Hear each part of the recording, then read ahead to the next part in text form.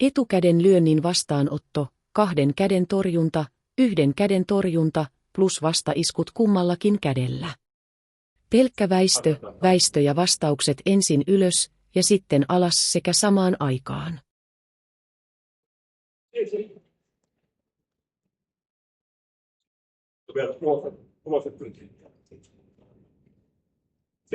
Seuraavaksi rytmiharjoituksia. Kaikki lyönnit tehdään auttajan etukäteen, myös oma takakäden suora.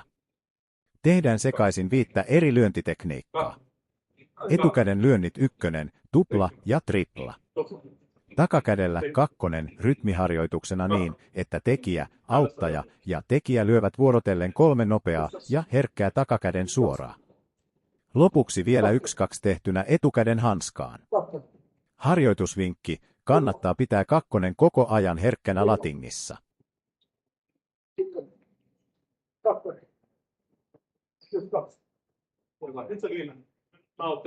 Seuraavaksi laitetaan 1 kuntoon.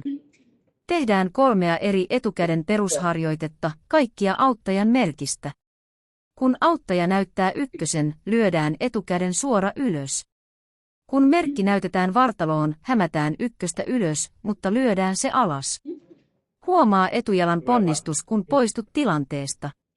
Kun auttaja lyö 1 ylös, torjutaan se ja lyödään samanaikainen vastalyönti omalla etukädellä. Auttaja näyttää näitä merkkejä satunnaisesti ottelunomaisesta liikkeestä. Siirrytään sitten nyrkkeilykoneeseen. Sen perusversioon on kasattu 5 nyrkkeilyn yleisintä tapahtumaa, etukäden ja takakäden suorat sekä hyökkäys- että puolustuspäähän plus suorien yhdistelmä 1-2. Tämä kombo tehdään vain hanskoihin, ei auttajan hyökkäyksenä. Peruskoneeseen on tässä videossa lisätty myös yhdistelmä takakäden suora, etukäden koukku, takakäden kohokoukku, 2-3-6. Auttajan hyökkäyksiin voi vastata vapaasti haluamallaan tavalla. Kumpikin liikkuu ja suojaa aivan kuin ottelutilanteessa. Harjoittelun edetessä koneeseen voi panna mitä vain harjoiteltuja asioita. Kokeile esimerkiksi pudottaa sinne tällä videolla aiemmin esiintyneet tekniikat. Nyrkkeilykonetta voi laajentaa myös potkujen suuntaan, jolloin se muuttuu ottelunomaiseksi harjoitteeksi potkunyrkkeilyraameissa.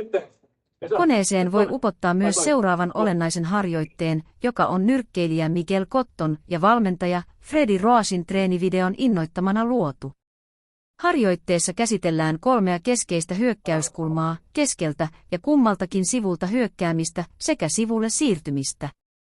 Keskeltä hyökätään 1-2.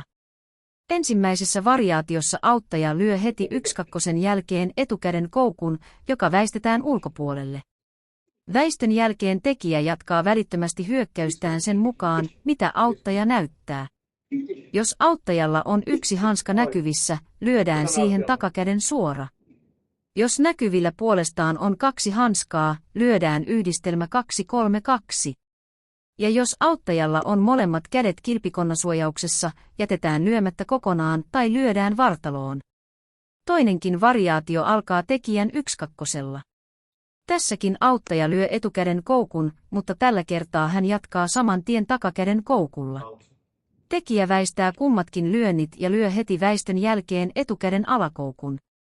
Lisäksi auttaja voi sanoa jälkimmäisen koukkunsa aikana joko 5-3 tai 5-5, jolloin tekijä jatkaa omaa alakoukkuaan samalla kädellä ylös tai alas. Jaha, ja video onkin näköjään jo ehtinyt siirtyä viimeiseen osioon. Siinä tehdään Vasyl Lomasenkolta poimittua sarjaa 3 eri variaationa. Sarja on 6, 3, väistö, 5, väistö ja 2. Ensin sarja tehdään sellaisenaan, sitten puolustavana ja lopuksi hyökkäävänä sarjana.